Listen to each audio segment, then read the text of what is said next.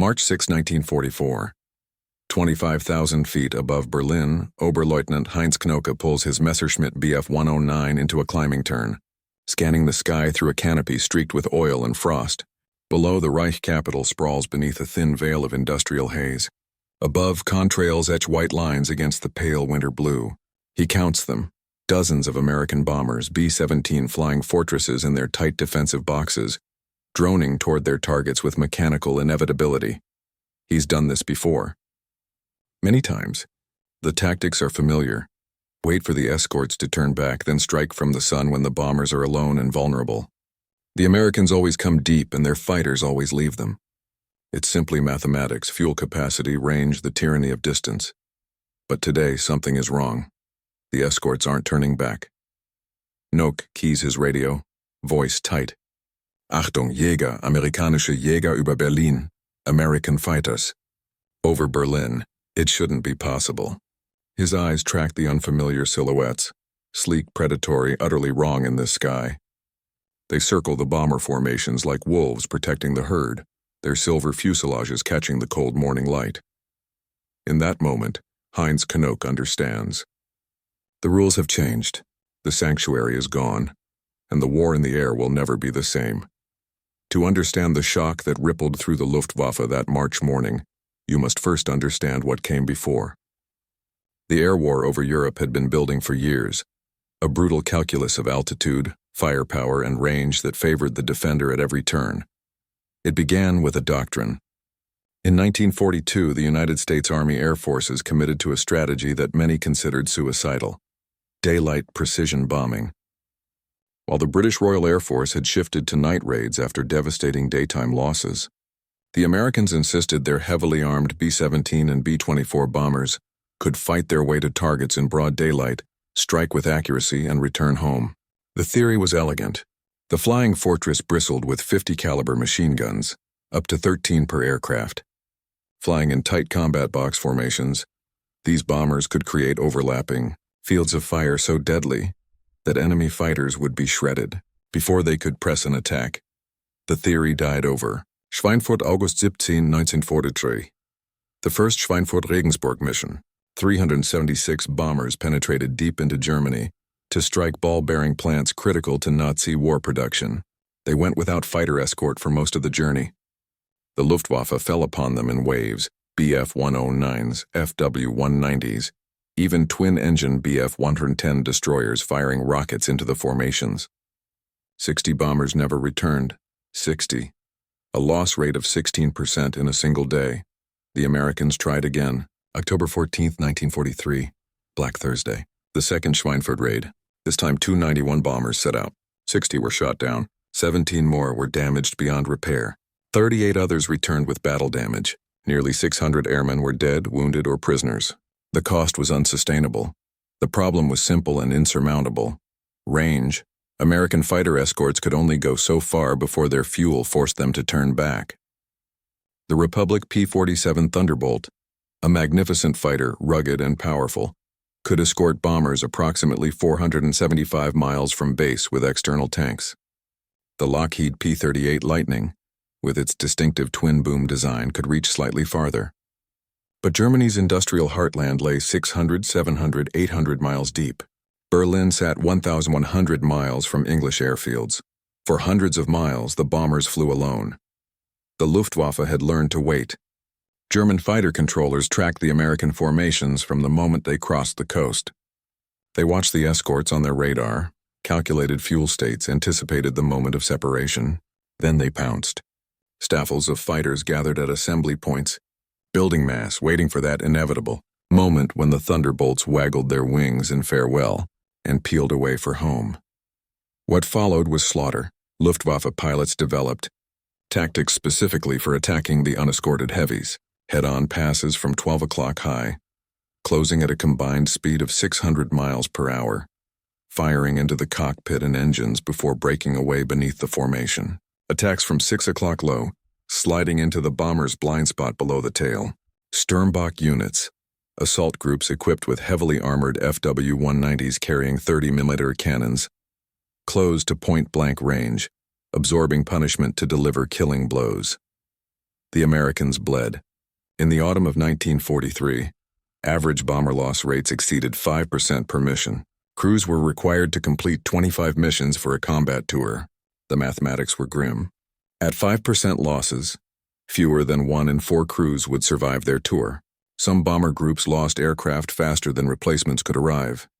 8th Air Force Commander General Ira Eaker faced an impossible choice: continue the campaign and watch his force bleed to death, or admit the daylight bombing doctrine had failed, abandon precision strikes and cede the moral high ground of accurate bombing to the British night offensive.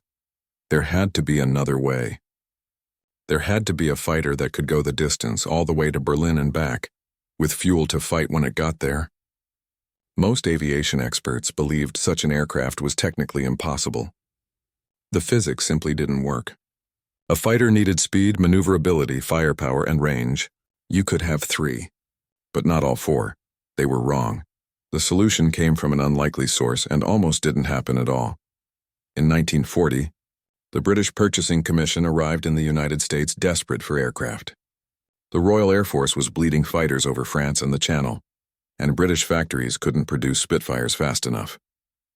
They approached North American Aviation with a request: build Curtiss P-40 Warhawks under license. The company's chief designer, James Dutch Kindleberger, made an audacious counteroffer. Give us 120 days, he said, and we'll design you something better. The result was the NA-73X, the aircraft that would become the P-51 Mustang. The early Mustangs were exceptional at low altitude. Sleek, fast, and aerodynamically refined, they excelled in ground attack and reconnaissance roles. But above 15,000 feet, their Allison V-1710 engines gasped for air. They couldn't compete with German fighters in the high-altitude arena where bomber escorts operated. The RAF relegated them to tactical roles. The U.S. Army Air Forces showed little interest. Then someone had an idea that changed everything. Ronald Harker, a test pilot for Rolls-Royce, flew a Mustang in April 1942 and immediately recognized its potential. The airframe was brilliant, it just needed a different engine. What if they replaced the Allison with a Rolls-Royce Merlin, the same engine that powered the Spitfire? The Merlin's 2-stage supercharger maintained power at high altitude. Mated to the Mustang's low-drag airframe, it might create something extraordinary. The first Merlin-powered Mustang flew in October 1942. The transformation was stunning. Top speed increased from 390 mph to 440 mph. Service ceiling jumped from 31,000 feet to 41,900 feet. But the most revolutionary characteristic was range. The Mustang's laminar flow wing wasn't just aerodynamically efficient, it had internal volume for fuel tanks. With internal tanks carrying 269 gallons, the P-51B could fly 600 miles. Add 2 108-gallon drop tanks and the range extended to an unbelievable 1,300 miles. For the first time, an aircraft existed that could escort bombers to any target in Germany and return with performance to match or exceed any fighter the Luftwaffe could field. But bureaucracy nearly killed it. The U.S. Army Air Forces had invested heavily in the P-47 Thunderbolt and P-38 Lightning. Production lines were established. Tactics were developed. Changing horses mid-war seemed risky. Some commanders doubted the Mustang's fragile-looking design. Unlike the rugged Thunderbolt with its massive radial engine and heavy firepower, the Mustang appeared delicate. Its liquid-cooled engine was vulnerable to ground fire. Early models suffered from technical problems, gun jamming at high altitude, propeller issues, and quality control concerns from rushed production. General Henry Hap Arnold, commanding general of the Army Air Forces, finally forced the issue. By late 1943, with bomber losses mounting and public support for daylight bombing eroding, he demanded the Mustang be prioritized for escort duty. Production accelerated. The P-51B and P-51C variants began arriving in England in November 1943. Assigned to the 354th Fighter Group, the Pioneer Mustang Group, the Luftwaffe had no idea what was coming. German fighter pilots had grown accustomed to a certain rhythm in the air war. They knew the American escort's limitations intimately. They'd learned to recognize the moment when Thunderbolts and Lightnings reached their maximum range. The formations loosening, the fighters circling nervously, checking fuel gauges, finally turning west with visible reluctance. That moment was the Luftwaffe's advantage. Everything beyond that invisible line in the sky belonged to Germany. The defensive system the Luftwaffe had built was formidable. Freya and Würzburg radar stations tracked incoming raids from the coast. Fighter controllers vectored interceptors to assembly points. Experienced Jagdflieger, fighter pilots, many with scores of victories, knew exactly how to exploit the bomber's vulnerabilities. They understood crew fatigue, knew which formations had the most discipline, recognized when bomber pilots were inexperienced. More importantly, they controlled the geography. German fighters could take off, climb to altitude, engage, land, refuel, and attack again, sometimes flying 3 or 4 sorties against a single raid. American fighters, bound by fuel calculations and the tyranny of distance, fought with their eyes constantly on their gauges, always calculating reserves for the long flight home over hostile territory and cold water. Berlin itself had never seen American fighters. It remained beyond reach, a symbolic sanctuary. The Reich capital had suffered British night raids, but the idea of American fighters escorting daylight bombers over the city seemed physically impossible. Luftwaffe pilots based around Berlin had fought hard battles, but always with the advantage of position. They attacked bomber formations already battered by earlier interceptions, crews already exhausted by hours of flak and fighter attacks. That was the world as it existed through the winter of 1944. The Americans were brave, their bombers tough, their crews determined, but the arithmetic favored Germany. The sky had depth and the Luftwaffe controlled everything beyond escort range. Then the Mustangs arrived in force, and the arithmetic changed overnight. Angle 1. The pilot's perspective. Put yourself in the cockpit of Heinz Knoke that March morning. You've been fighting since 1940. You've seen France fall, flown over England during the Battle of Britain, watched the Eastern Front consume thousands of aircraft and pilots. You've survived when so many haven't. You know the bombers are coming. You can hear the controllers on the radio, tracking the raid as it crosses Holland, calculating altitude and heading.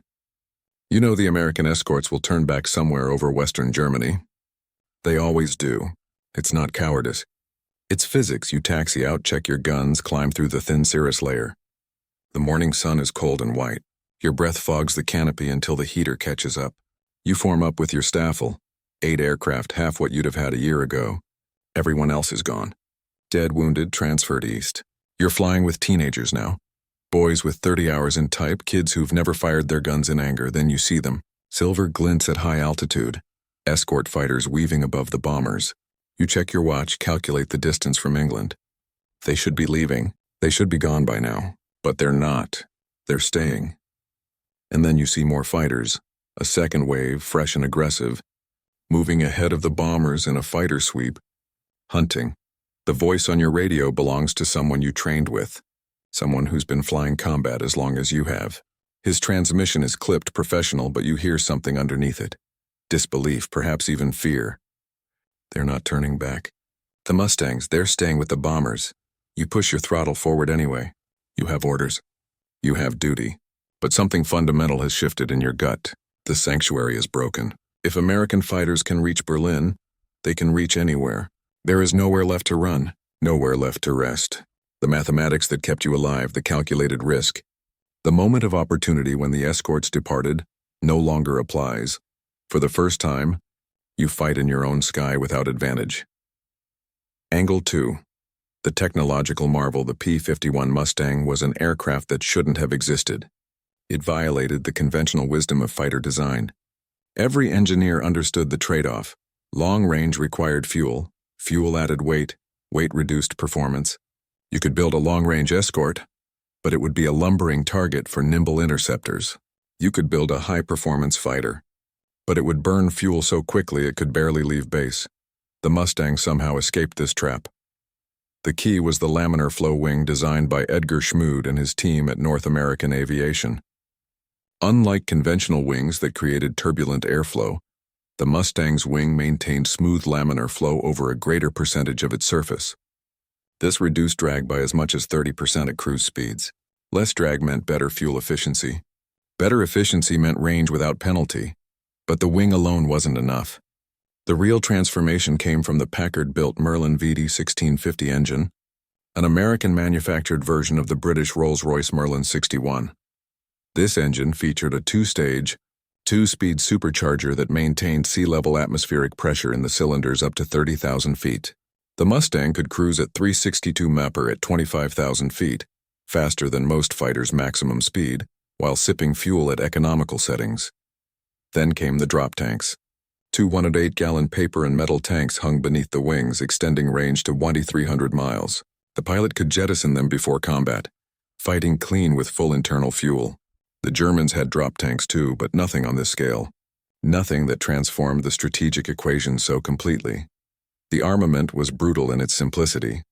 6 Browning M2 50-caliber machine guns, 3 per wing, with 400 rounds per inboard gun and 270 for the others.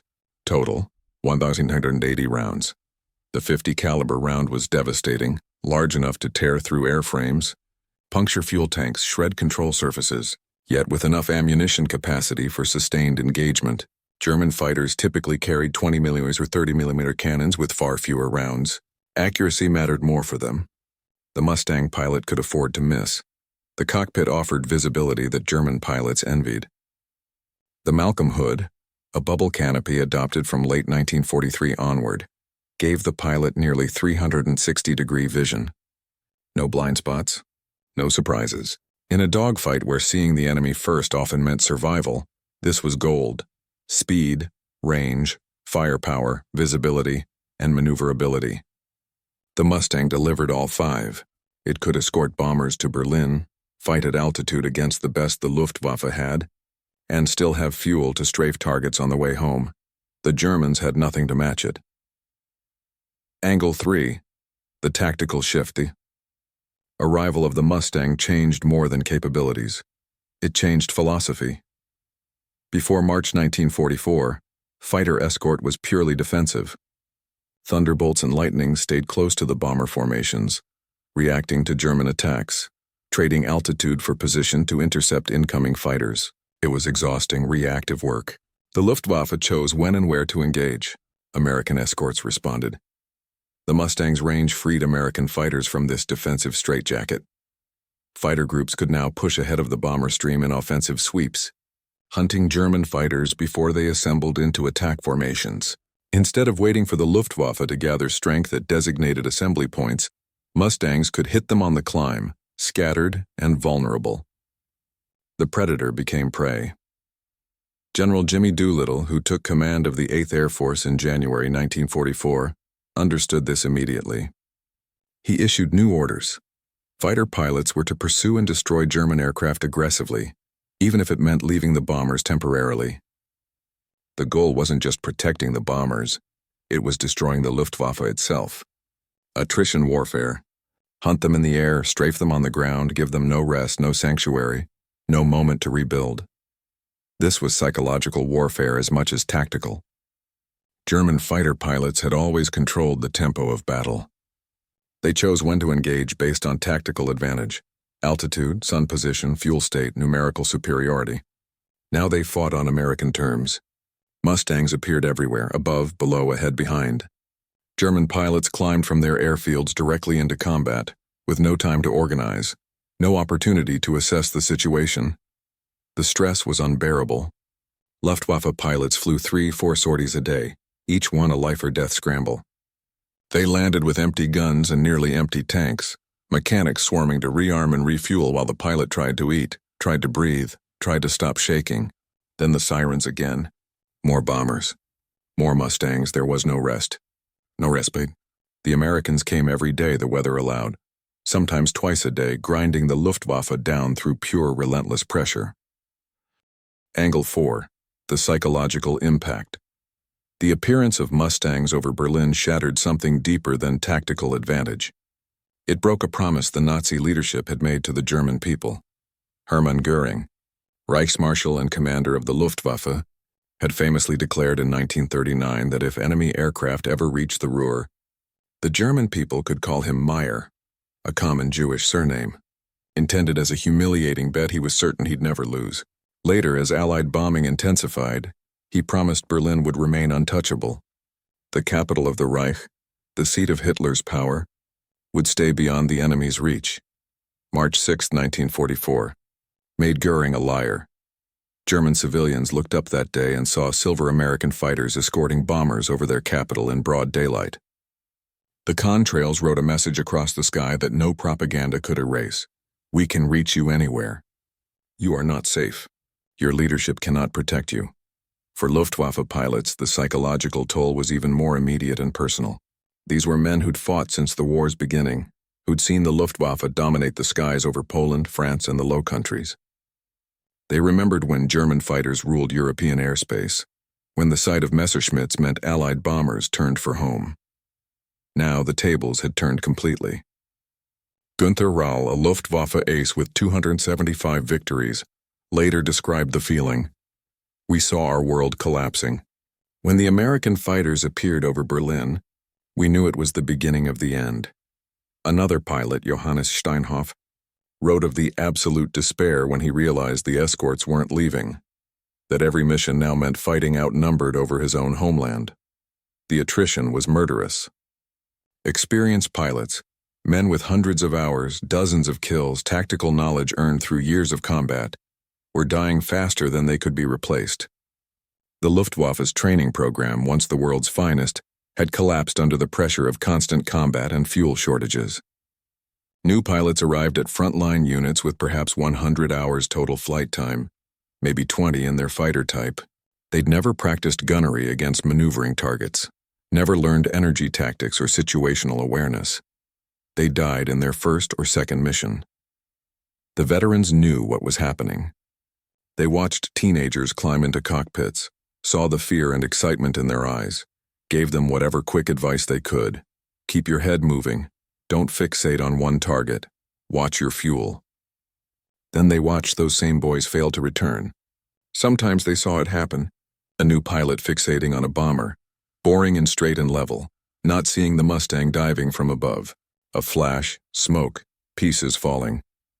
By spring 1944, the Luftwaffe was a force in terminal decline. Not from lack of aircraft. German factories were still producing fighters in huge numbers, but from lack of pilots, lack of fuel for training, lack of time to rebuild shattered units, and increasingly from lack of hope. Angle 5. The American Gamble. The decision to fully commit to the Mustang was not unanimous. It was a calculated risk that could have failed spectacularly. In late 1943, the P-47 Thunderbolt was the workhorse of the 8th Air Force fighter groups. Pilots loved it. The Jug could absorb tremendous punishment. Its air-cooled radial engine kept running even with cylinders shot away. It could outdive anything in the sky. Its 850 caliber guns delivered withering firepower. Thunderbolt pilots had developed tactics and confidence in their aircraft. Switching to the Mustang meant retraining, new maintenance procedures, different tactics. The liquid-cooled Merlin engine was vulnerable. A single bullet in the coolant system meant inevitable engine failure. Early P-51Bs had problems. Guns jammed at high altitude due to inadequate heating. The K-14 gun sight had teething issues. Some pilots returned from missions frustrated, their guns frozen, opportunities missed. There were accidents. Pilots transitioning from Thunderbolts misjudged the Mustang's different handling characteristics. Some crashed on landing, unfamiliar with the longer, more streamlined fuselage. Others overstressed the airframe in combat, not yet understanding its limits. But the men who mastered it became believers. Don Blakesley, commander of the 4th Fighter Group, flew a borrowed Mustang on a mission in November 1943 and immediately began campaigning to re-equip his entire group. He bypassed official channels, made personal appeals, leveraged every contact he had. By March 1944, the 4th was flying Mustangs exclusively. The gamble paid off because of the pilots themselves. Men like George Preddy, who would become the top Mustang ace in Europe with 26.83 victories, like Leonard Kit Carson, Chuck Yeager, John Meyer, pilots who understood that the Mustang's range and performance gave them offensive options the Thunderbolt never could. They learned to fight differently. Instead of defensive circles, they used the Mustang's speed and climb rate for slashing attacks. They exploited its range to pursue damaged German fighters all the way back to their bases. They developed fluid tactics, two-ship elements with mutual support, constant movement, aggression tempered by discipline. The American training pipeline delivered these pilots steadily. Not as experienced as pre-war Luftwaffe aces perhaps, but competent, well-trained, and numerous. Most importantly, they learned from combat. The ones who survived their first 5 missions usually survived their next 20. They passed lessons to new arrivals. They developed institutional knowledge. This was the American advantage, not just better aircraft, but a system that could sustain losses, absorb new pilots, and maintain effectiveness. The Luftwaffe had individual brilliance, aces with staggering scores. The Americans had depth, angle 6. The human cost behind every statistic lived a person.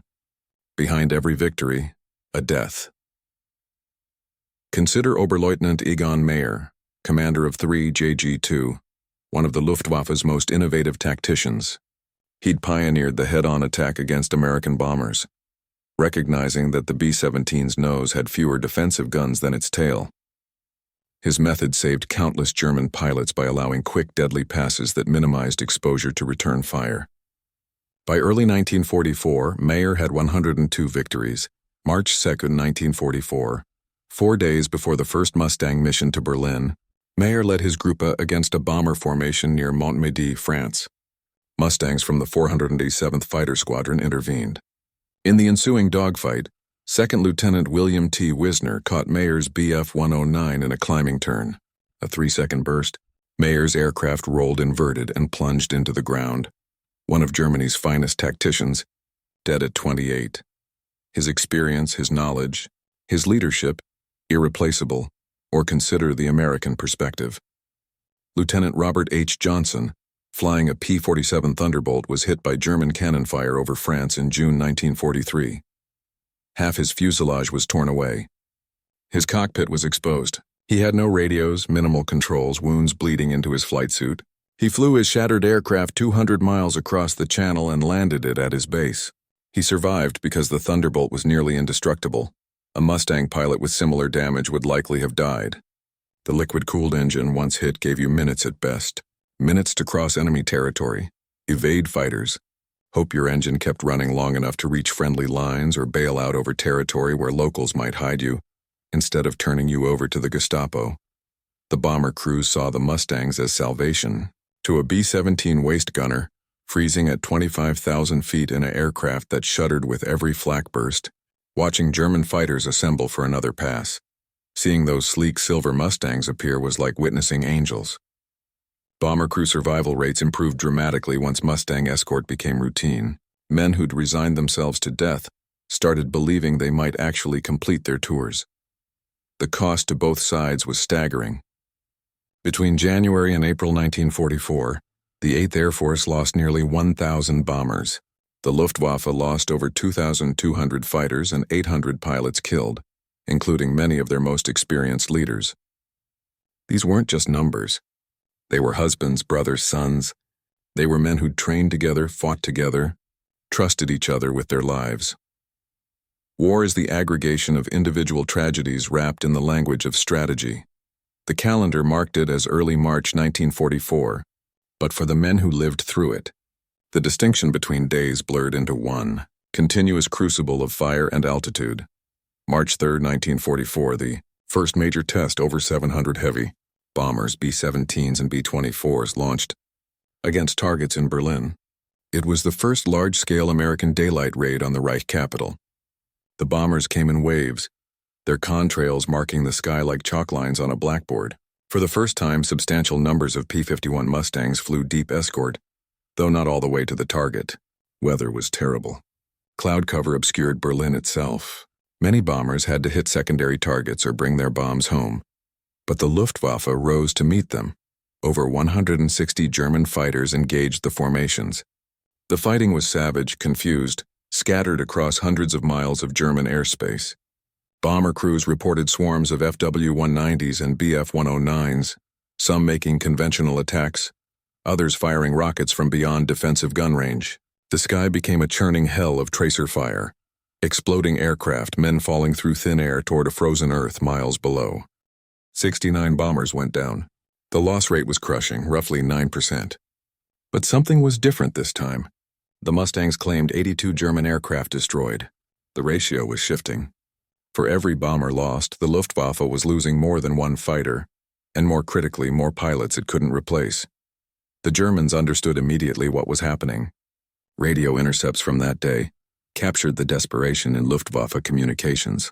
Controllers vectored fighters to intercept points, only to have those fighters report American escorts still present, still aggressive. One pilot transmitted, "Mustangs at 8,000 meters heading east with the bombers. They're not leaving." Another voice, tight with stress, "Request permission to break off. Fuel critical, multiple bandits." The transmission ended. Whether he made it home, no one recorded. March 4th, 1944. The weather cleared slightly. The Americans came again. This time, 730 bombers targeted Berlin and other sites. The escort was stronger, over 800 fighters, including increasing numbers of P-51s. The Mustang groups had learned from the previous mission. They flew in relay formations, one group peeling off as another arrived, maintaining continuous coverage.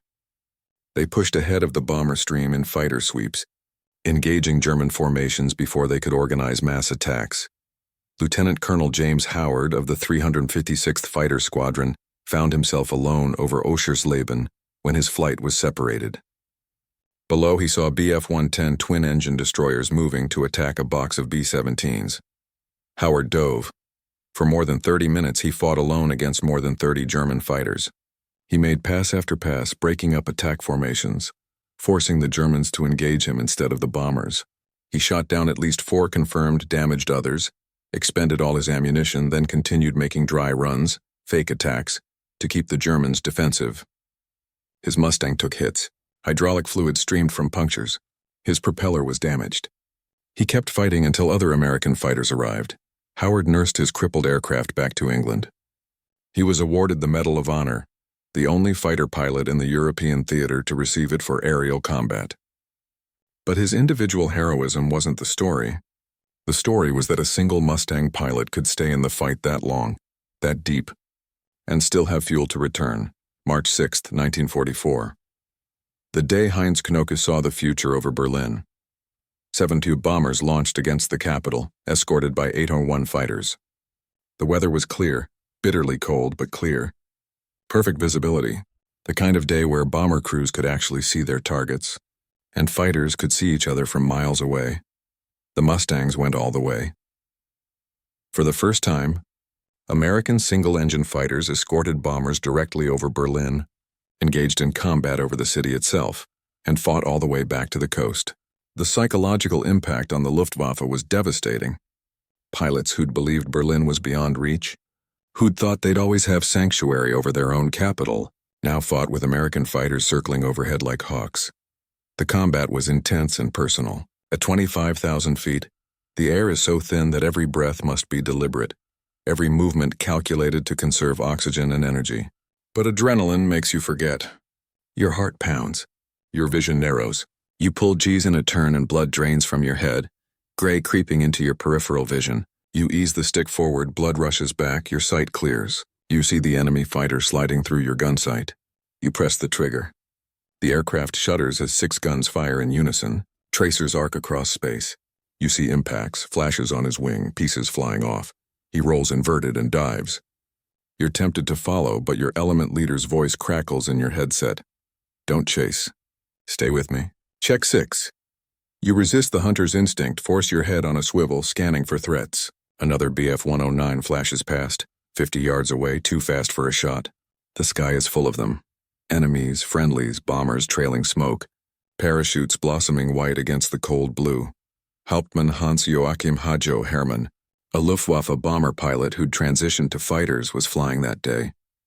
His post-war memoir described the scene. We climbed through scattered clouds, expecting the usual pattern. Escort fighters at the penetration point, possibly to the German border. Then we'd have the bombers to ourselves. But they were everywhere, over Hanover, over Brunswick, over Berlin itself. Silver Mustangs weaving through the formations, hunting. I saw 3 of our aircraft go down in as many minutes. None of the pilots got out. The numbers from March 6 tell the strategic story. 69 bombers lost, but the Luftwaffe suffered catastrophic pilot casualties.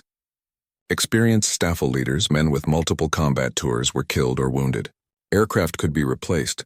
The factories were still producing fighters in quantity. But pilots? There was no training pipeline that could replace tactical experience, no classroom that taught the instinct that kept you alive.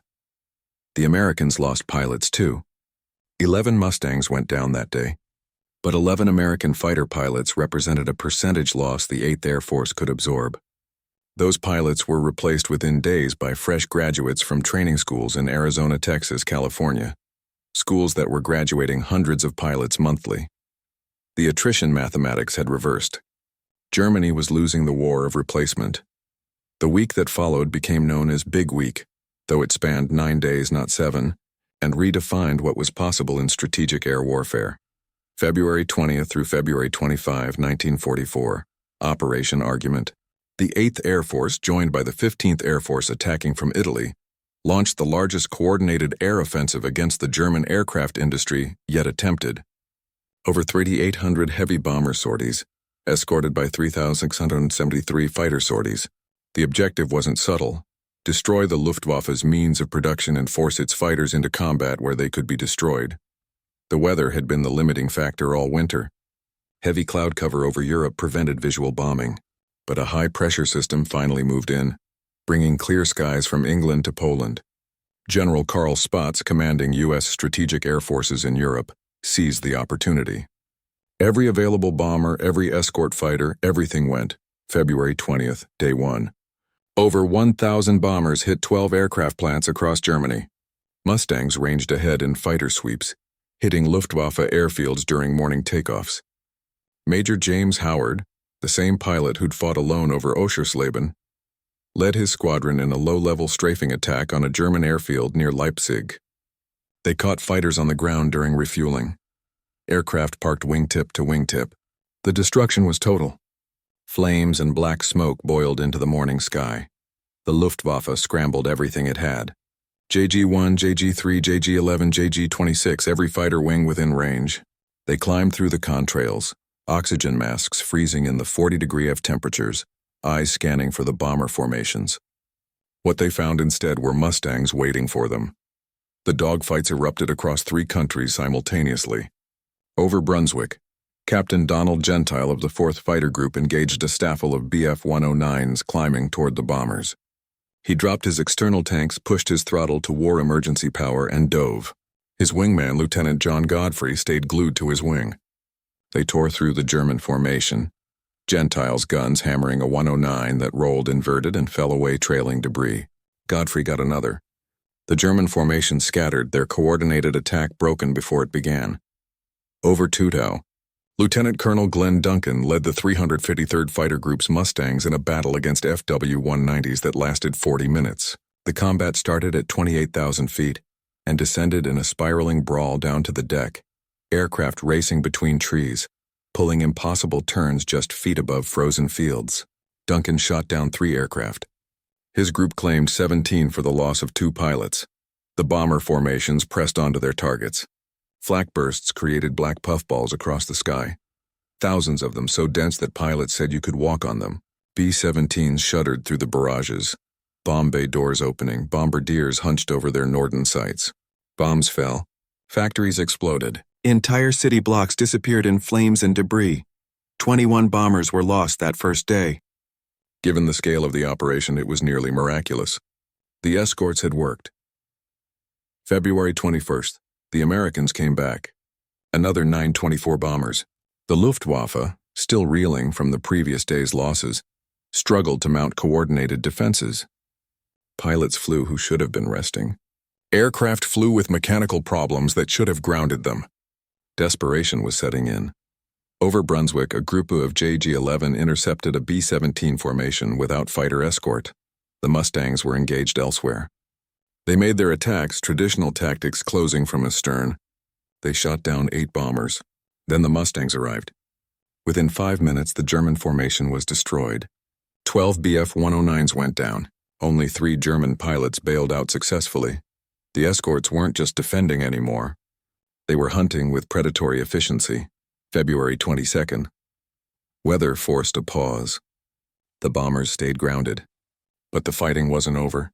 Photo reconnaissance Mustangs ranged over Germany, their cameras recording the damage, identifying new targets, mapping Luftwaffe dispositions. Even in the pause, the pressure continued.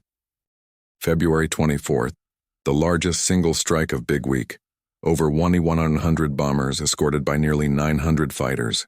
The targets included Schweinfurt, the same ball-bearing complex that had cost so many bombers in 1943. This time was different. The Mustangs cleared the approaches. Only 11 bombers were lost from over 1,000 dispatched.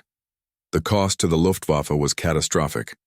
46 fighters destroyed in the air, dozens more damaged beyond repair, but the real devastation was in the cockpits.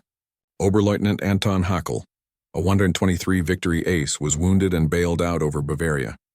Hauptmann Werner Goerth, commander of IJG-3, was shot down and killed by a Mustang near Halberstadt. Mayor Günther Specht, Commodore of JG-11, took a burst of .50 caliber fire through his cockpit. His aircraft went in inverted. No parachute. These weren't just names in a loss register. They were the men who trained the next generation, who understood how to lead formations, who knew when to press an attack and when to break off. Every experienced pilot lost meant 10 new pilots would die who might have survived with proper leadership. February 25th, the final day of Big Week. Another 1-200 bomber sorties. By now, the Luftwaffe was fractured. Radio intercepts revealed confusion. Controllers unable to vector fighters effectively. Units reporting they couldn't get airborne due to aircraft damage or pilot shortages. The once formidable defensive system was breaking down under sustained pressure. Captain Clarence "Bud" Anderson, flying with the 357th Fighter Group, described it in his combat report. We swept ahead of the bombers at 27,000 feet. Expected heavy fighter opposition. Found scattered groups, no coordination.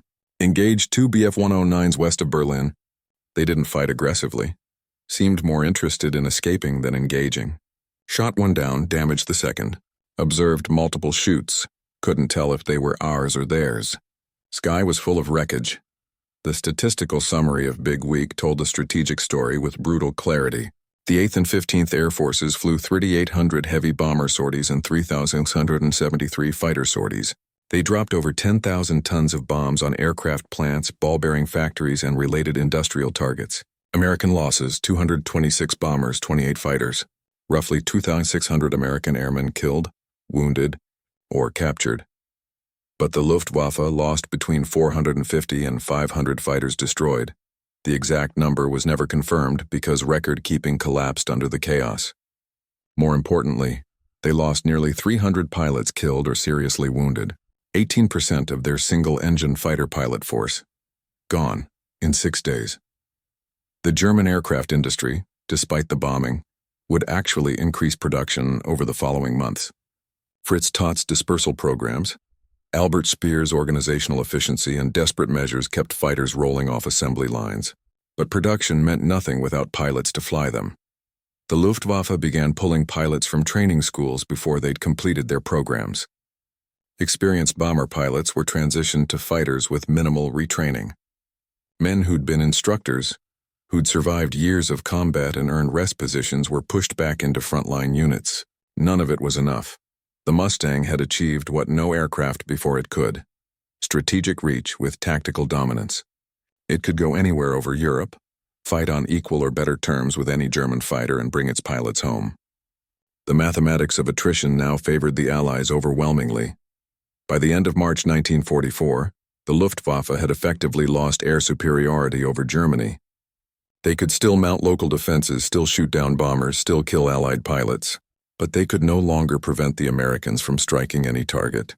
At any time in daylight with impunity, the sky over Europe, for 4 years dominated by the Luftwaffe, now belonged to the Silver Mustangs and the men who flew them. The immediate consequences manifested in numbers that told a story of strategic collapse. In January 1944, before the arrival of P-51 Mustangs in force, the 8th Air Force lost an average of 5.1% of bombers dispatched per mission. By April, that rate had dropped to 3.9%. By June, it fell to 2.7%. The mathematics of survival had transformed. A crew member's odds of completing a 25-mission tour, once barely 1 in 4, now approached 1 in 2. For the men flying those missions, this wasn't abstract statistics. It was breathing room. It was hope. Technical Sergeant Robert O'Hearn, a ball turret gunner on a B-17 named Blonde Bomber, flew his first mission in February 1944. He watched 2 aircraft from his squadron go down over Brunswick, saw parachutes fail to open, counted the fighters swarming like wolves. His second mission was worse. Flak over Frankfurt tore the nose off the lead bomber in his element. It dropped out of formation like a stone. He flew 6 more missions in March, each one a battle for survival. Then the Mustangs arrived in strength. O'Hearn's diary entry from April 8, 1944. Little friends everywhere today. Silver P-51s above, below, alongside. German fighters tried to get through, but the Mustangs were on them instantly. We made it to target and back without a single ship lost from our group. First time in 2 months. Boys are actually joking at debriefing. Haven't heard that in a while. This psychological shift rippled through the bomber force. Crews who'd been flying with resignation, certain they'd eventually be killed, only uncertain about which mission would be their last, began to believe they might actually survive. Morale improved. Combat effectiveness increased. Crews stayed focused on their bombing runs instead of fixating on fighter attacks. Accuracy improved, but for the Luftwaffe, the inverse occurred. The attrition from Big Week and the sustained escort missions that followed created a death spiral from which there was no recovery. Adolf Galland, General der Jagdflieger, general of the fighter arm, reported to Hermann Göring in late March that the fighter force had suffered losses from which it could not recover. "We have lost over 1,000 pilots in the last 4 months," Galland stated in a meeting documented in Luftwaffe records. "More than 400 of them in the last 60 days alone. These are not just pilots. They are our formation leaders, our experienced Staffelkapitans, the men who train others. We can build fighters faster than ever, but we cannot build pilots." Göring, facing Hitler's increasing rage over the bombing campaign, demanded the impossible. More fighters, more aggressive tactics, better performance. He blamed the pilots themselves, questioned their courage, accused them of cowardice. Galland, a decorated fighter ace with 104 victories, barely controlled his fury at the accusation. The pilots were dying because they were fighting an impossible battle against overwhelming odds. The fundamental problem was mathematical and irreversible. The Luftwaffe needed to destroy American bombers faster than American industry could replace them. But every bomber required multiple fighter attacks to shoot down. The B-17 and B-24 were incredibly tough. Each attack exposed the German fighter to defensive fire from the bomber and to American escorts. The exchange rate was brutally unfavorable. To shoot down one B-17, the Luftwaffe typically lost 2 to 3 fighters, sometimes more. The Americans could replace both the bomber and its crew within weeks. Germany could replace the fighter, but the pilot took months to train, and there was no longer time for proper training. New pilots arriving at JG-3 in April 1944 had an average of 110 hours total flight time. 20 of those hours were in the Bf-109. They'd never practiced formation flying under combat conditions, never fired their guns at a maneuvering target, never learned energy management in a dogfight. They'd read about these things. They'd attended lectures. Then they were strapped into fighters and sent against American pilots with 300-plus hours and experienced veterans flying Mustangs who knew every trick in the book. The results were predictable. Average life expectancy for a new Luftwaffe pilot in April 1944 was 7 missions. 7. Some didn't survive their first. Others made it to 10 or 12, gaining skill and confidence, then died to a Mustang they never saw coming. Diving from the sun, a 3-second burst, moving on to the next target. Experienced Luftwaffe pilots understood they were watching their force die. Johannes Steinhoff, an ace with over 170 victories, later wrote, "By April, we knew we'd lost. The Americans owned the sky. They came when they wanted, struck what they wanted, and there was nothing we could do to stop them. We fought because we were ordered to, because our comrades were still up there, because Germany was still being bombed. But we knew. The Mustangs had broken us. The German high command made desperate tactical adjustments. They concentrated fighters at specific points, attempting to mass overwhelming force against single bomber formations. This sometimes worked. A groupie of 50 or 60 fighters could still inflict terrible damage if they caught a formation before escorts arrived. But it meant leaving other formations undefended. And the Mustangs learned to anticipate these concentrations, arriving just as the Germans committed to their attacks. They tried new weapons. The R-4M rocket, a simple unguided projectile that could be fired in salvos from 400 yards. When they worked, they were devastating. A single salvo could shred a bomber's wing, but they required the fighter to fly straight and level for several seconds while aiming and firing. An eternity in combat, an invitation for Mustang pilots to line up their shot. They tried heavily armored FW-190 Sternbach units, aircraft carrying 30mm cannons and extra armor plating, designed to absorb punishment while closing to point-blank range. These units had success when they reached the bombers, but the added weight made them vulnerable to Mustangs. They couldn't dogfight. They couldn't escape. They either broke through to the bombers or they died trying. Nothing worked. Every tactical innovation, every desperate measure bought time but couldn't reverse the fundamental equation. The Americans had longer-range fighters, more pilots, better training, superior logistics, and the strategic initiative. They chose when to fight. They chose where to fight. The Luftwaffe could only react. By May 1944, with the Normandy invasion looming, the Luftwaffe was a shadow of the force that had dominated European skies in 1940. On paper, they still had over 2,500 single-engine fighters assigned to Reich defense. In reality, perhaps half were operational at any given time. Of those, maybe a third were flown by pilots with sufficient experience to survive more than a few missions. The rest were victims in training, waiting for their turn to die. June 6, 1944, D-Day, the invasion of Normandy. Over 11,000 Allied aircraft participated in Operation Overlord. Fighters, bombers, transports, reconnaissance planes. They flew 14,674 sorties on D-Day itself. The Luftwaffe managed fewer than 300 sorties total. Allied troops landing on the beaches fought under complete air superiority. German reinforcements attempting to move to the front were strafed and bombed relentlessly. Entire panzer divisions became trapped in daylight, unable to move without inviting annihilation from the air. General Feldmarschall Erwin Rommel, commanding German forces in France, had warned Hitler months earlier, "The enemy has complete command of the air. If we cannot achieve air superiority, the invasion cannot be stopped." He was right. The air battle had been decided over Germany in March and April, not over France in June. The P-51 Mustang had made this possible. By systematically destroying the Luftwaffe's fighter force, not just its aircraft but its irreplaceable pilots, the Mustang had created conditions for invasion.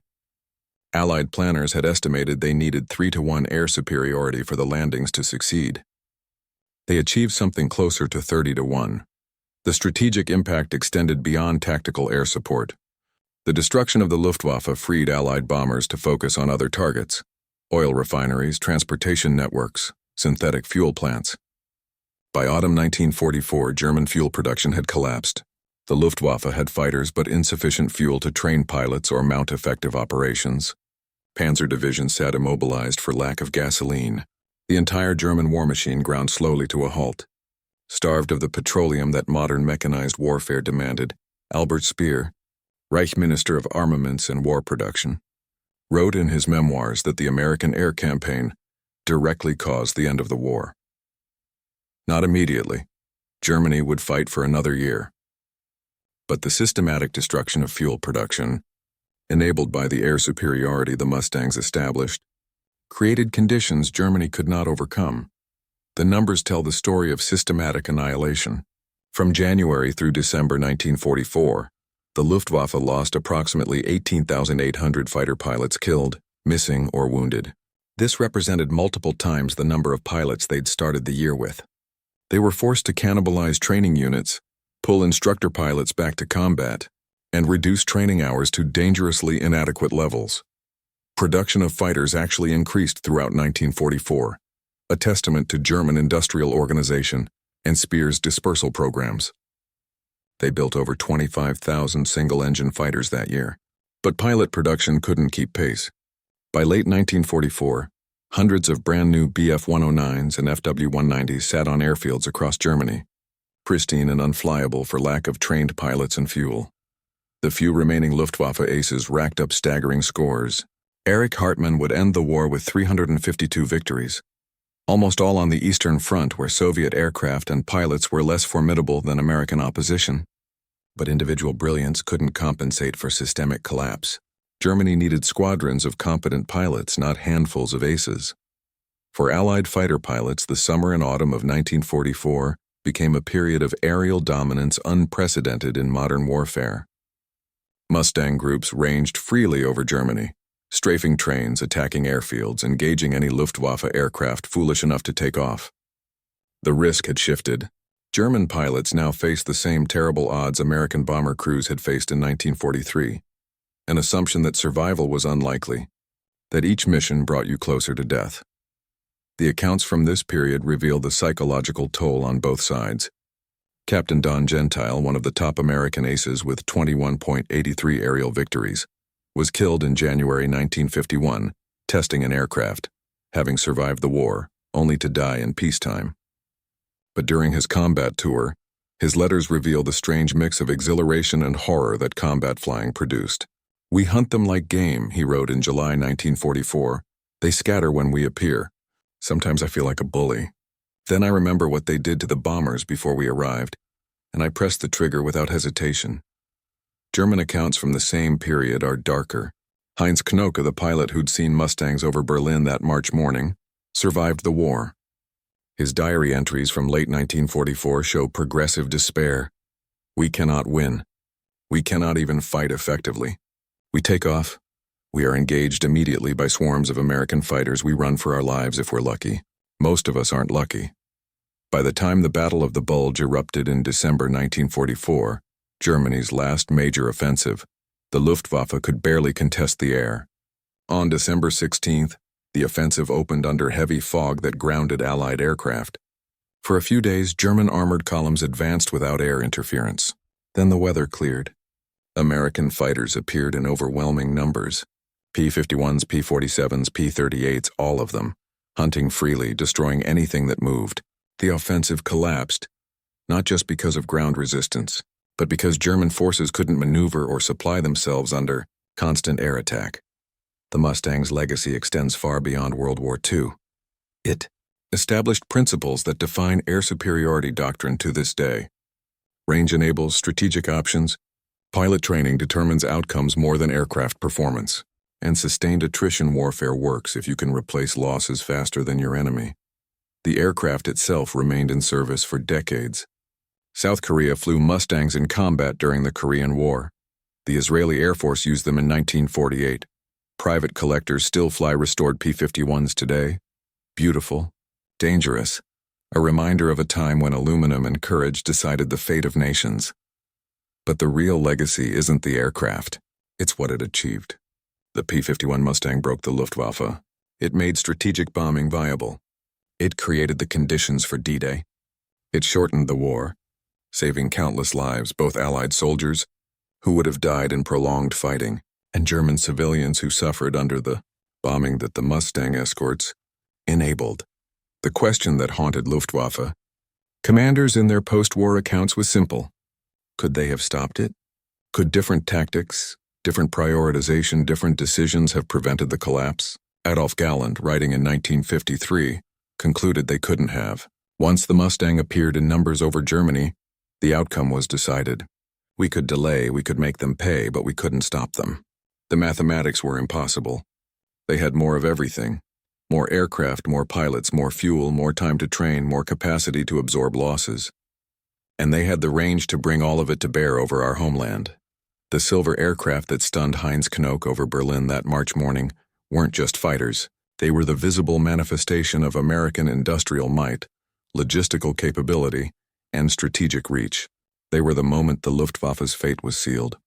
Not through a single catastrophic defeat, but through the steady, relentless grinding down of an opponent who could no longer replace what he lost.